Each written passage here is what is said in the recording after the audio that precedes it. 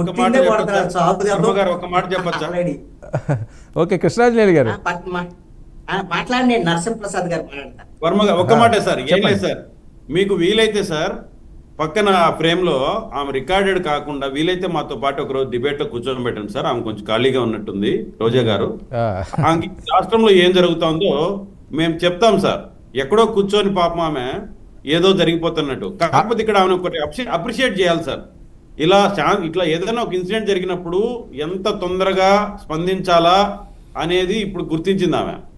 ఇంతకుముందు శివభారతి గారు అన్నట్టు గతంలో ఆమె మహిళల పట్ల మహిళగా ఉండి ఎన్నో అనుచితమైన వ్యాఖ్యలు చేసింది. ఓకే ఓకే మేడం చెప్పినట్టు మాట్లాడదాం. కృష్ణాంజనేయులు గారు మాట్లాడిన తర్వాత మీ టర్న్ వస్తుంది, మీరు చెప్తారు. వీలైతే ఈసారి డిబేట్ లో ఆమెను కూర్చోబెట్టండి సార్ డైరెక్ట్ గా. ఈ రాష్ట్ర ప్రజలు జవాబు ఆవిడ రీసెంట్ గా అఫీషియల్ స్పోక్స్ పర్సన్ కి అనౌన్స్ చేశారండి. వస్తారు, ఆవిడ వస్తారు. మీకు అవకాశం ఉంది ఇప్పుడు, తప్పకుండా అడిగితే రావాల్సిన బాధ్యత కూడా ఉంది. తప్పకుండా కూర్చోబెడదాం, మీ కోరిక నెరవేర్చే ప్రయత్నం అయితే చేద్దాం. చాలా అనుమానాలు ఉన్నాయి. ఆమె అక్కడ మాట్లాడుతా ఉందంటే కాదండి, ఆవిడ ఇది చేశారు అది చేశారు అరెస్టులు అంటున్నారు. ఆవిడ ధీమాగా ఉన్నారు, హ్యాపీగా వీడియోలు పెడుతున్నారు, ప్రశ్నిస్తున్నారు. గాంభీర్యాలు సార్, అవన్నీ మేకపోతు గాంభీర్యాలు. ఇప్పుడు నుంచి లైమ్ లైట్ లో ఉంటే ఏదో మమ్మల్ని అన్యాయంగా ఏదో చేశారని రేపు గోలు పెట్టచ్చు. అందుకని ఇప్పుడు ముందు రోజుకి ప్రిపేర్ అవుతాం. కృష్ణాంజనేయులు గారు వర్మ గారు నమస్తే. నమస్తే కూడా నమస్కారం సార్. ఏంటి నందిగాం సురేష్ గారిని మళ్ళీ అరెస్ట్? ఇప్పుడు అది చెప్తూ ఇప్పుడు నరసింహప్రసాద్ గారు ఆయన ఉత్సాహపడుతున్నారు కదా రోజా గారితో డిబేట్ చేయడానికి. ఆవిడ రోజా మాజీ మంత్రి, అవును, మీ హోంమంత్రి కూడా వస్తా అన్నారు అనుకోండి డిబేట్ కి. అవును, ఆవిడ కూడా వస్తారు. మీ ప్యానెల్ లో సరిగ్గా మీరు ఫిక్స్ చేసుకోండి. మీతో మేము ఖాళీగా ఉన్నాం కదా సార్, మేము ఖాళీగా ఉన్నాం కదా. హోంమంత్రి గారికి వాళ్ళకి 1,00,000 పనులు ఉన్నాయి. ప్రభుత్వంలో ప్రజల కోసం చేయాల్సిన 1,00,000 పనులు ఉన్నాయి. ఆమె ఖాళీగా ఉంది, మేము ఖాళీగా ఉన్నాం. అందుకని అడిగాను. వర్మ గారు నన్ను మధ్యలో మాట్లాడొద్దన్నారు కాబట్టి సరే సరే ఓకే.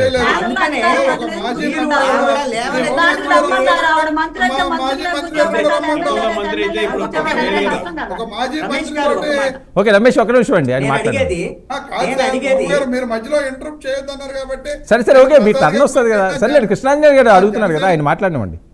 నేను అనేది నరసింహప్రసాద్ గారిని స్థాయి గురించి కాదండి. ఆవిడ లేవనెత్తినటువంటి ప్రశ్నలకి మీరు అధికార ప్రతినిధిగా కాదండి, పార్టీ అధికార ప్రతినిధిగా కాదు సమాధానాలు కావాల్సింది. ఈ రాష్ట్ర హోం మంత్రిగా వాడు చెప్పాలి సమాధానం. అప్పుడు ఆవిడ కూడా డిబేట్ అడగండి. అధికార ప్రతినిధి చెప్తాడు,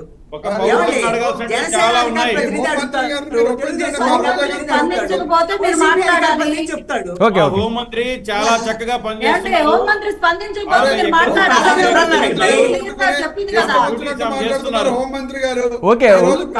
సరే సరే సరే ఇది టాపిక్ ఆయన మాట్లాడివ్వండి.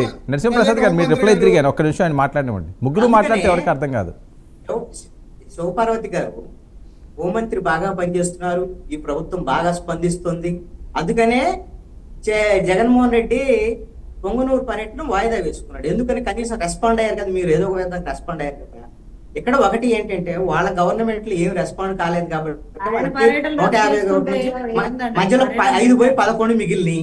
అందుకని వాళ్ళదేం కాదు, మీరు రెస్పాండ్ అవుతున్న తీరు బాగుంది, మంచిది, ఇంతే ముందుకెళ్ళండి. వాళ్ళు ప్రశ్నిస్తారండి. వాళ్ళు గతంలో చేయలేదు కాబట్టి ప్రశ్నించుకుంటే ఉంటారు. ప్రతిపక్షంగా వాళ్ళ పనే అది, ప్రశ్నిస్తారు. ఇక్కడ ఒకటి ఏంటంటే నందిగాం సురేష్ ని ఎందుకు టార్గెట్ చేస్తున్నారు, ఎందుకు అరెస్ట్ చేశారు, గతంలో ఎందుకు అరెస్ట్ చేశారు, దొరికాడు కాబట్టి అరెస్ట్ చేశారు, మిగతా వాళ్ళు దొరకలేదు. ఇప్పుడు మళ్ళీ ఎందుకు అరెస్ట్ చేశారంటే ఇంకా కేసులు ఉన్నాయి, ఇంకా మళ్ళీ కూడా అరెస్ట్ చేస్తారండి. నేనేమంటానంటే మిగతా వాళ్ళకి నందిగాం సురేష్కి ఉన్నటువంటి డిఫరెన్స్ విషయంలో నేను చెప్తాను.